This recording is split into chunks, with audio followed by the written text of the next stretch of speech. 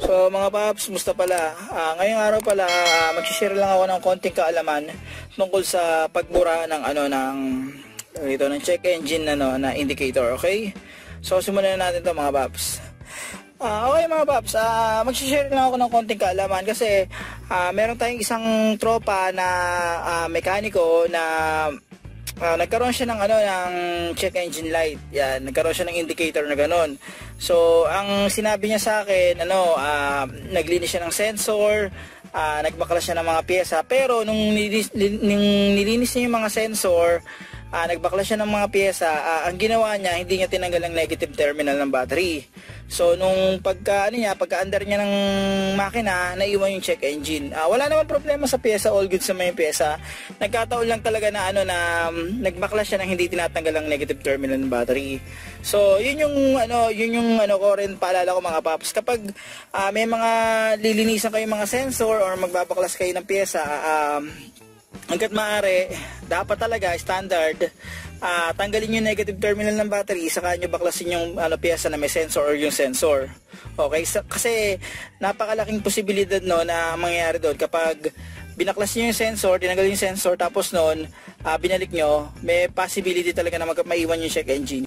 Parang nagkaroon siya ng history doon sa ECM niya na may fault yung yung sasakyan. Pero lang yun, history na lang yun. Kumbaga kasi nagtanggal kasi ng sensor ang hindi tinatanggal ang negative terminal ng battery. Okay? So ganito gagawin niyo mga paps. Pag gano'n ang nangyari, may naiwan na check engine dahil naglinis kayo ng mga sensor, hindi kayo nagtanggal ng negative terminal ng battery, madali lang i-delete yan.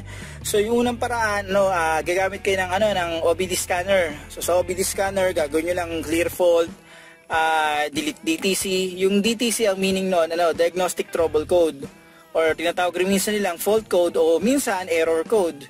Kapag magdi-delete kayo, yun, OBD scanner, i-delete nyo ng code. Okay, madali lang yun.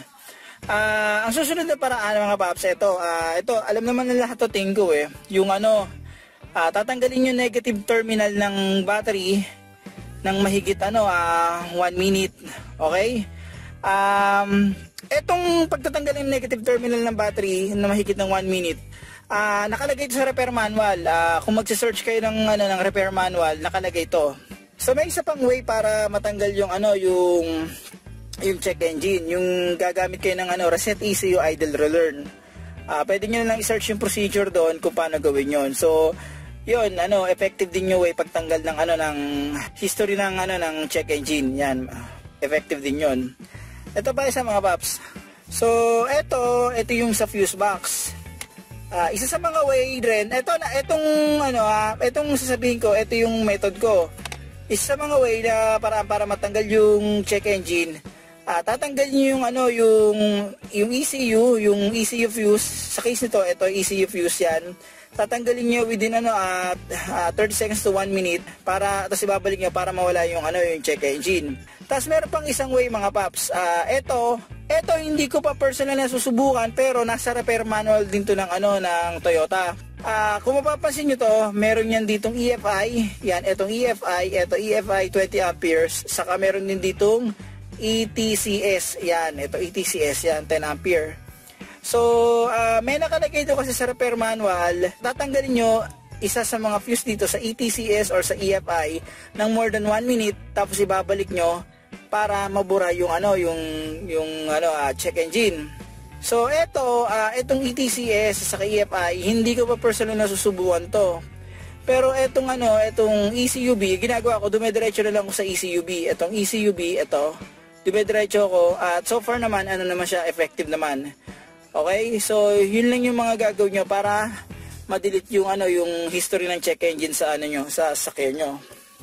So okay mga paps, ganun lang yung gagawin nyo. So in case na halimbawa nagpalit kayo ng pyesa or naglinis kayo ng mga sensor nang hindi tinatanggal yung negative terminal ng battery, aksidente nyo, nakalimutan yon, ganun lang yung pagde-delete ng code.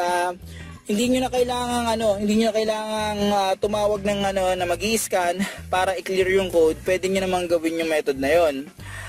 Paalala ulit, ito mga paps, lang to yung pinapaliwanag ko, yung tungkol sa pagde-delete ng code, sa mga history or possible sa pending codes lang applicable to. Hindi to gagana. Halimbawa, Hindi to gagana kapag yung magde-delete lang kayo ng code pero sira talaga yung pyesa. Lagi ko sinasabi to at ito proven to na kapag yung isang pyesa, isang sensor ay sira, kahit anong delete mo ng code, kahit anong gawin mo, hindi yun mabubura unless napalitan mo yung pyesa. Pagkapalit ng pyesa, dun mo i-delete yung code. So ganun yun nangyayari, ganun talaga sistema ng mga sasakyan ngayon.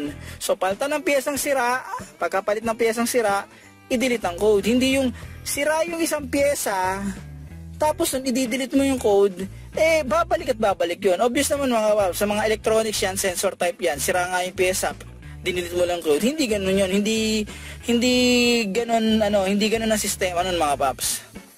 So sana mga paps, kahit paano, itong video na to nakatulong to kung sakali magdi-delete kayo ng mga history or possible pending codes sa sasakyan nyo. Okay?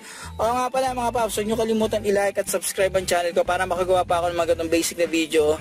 Huwag nyo rin kalimutan i-hit ang notification bell para updated kayo sa video na ginagawa ko.